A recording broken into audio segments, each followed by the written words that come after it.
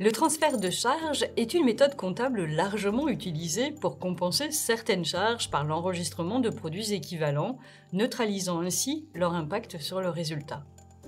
Cette pratique intervient dans plusieurs cas, notamment pour des remboursements d'assurance, des aides perçues dans le cadre de la politique de l'emploi ou des charges sociales. Par exemple, si une entreprise perçoit une aide trimestrielle de 500 € pour l'embauche d'un salarié, elle inscrira cette somme dans le compte de transfert de charges d'exploitation, ce qui permet de compenser le coût initial et de ne pas alourdir les charges d'exploitation. Le transfert de charges s'applique également aux frais d'émission d'emprunt.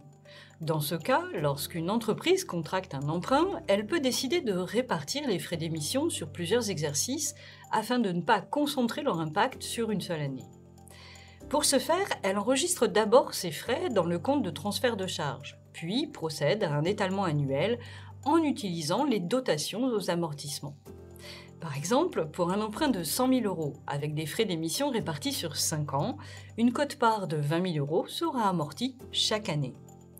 Ce lissage réduit l'impact immédiat des frais sur les résultats financiers de l'année initiale et permet de mieux gérer la charge au fil du temps.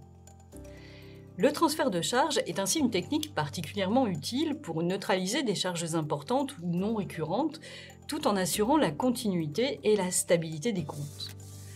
Dans le cas des remboursements d'assurance, ceux-ci sont enregistrés en transfert de charges lorsque des frais ont été comptabilisés dans les charges d'exploitation. Par exemple, si une entreprise reçoit une indemnité d'assurance pour un sinistre qui a causé des pertes d'exploitation, cette indemnité compensera les pertes sans gonfler artificiellement les produits d'exploitation.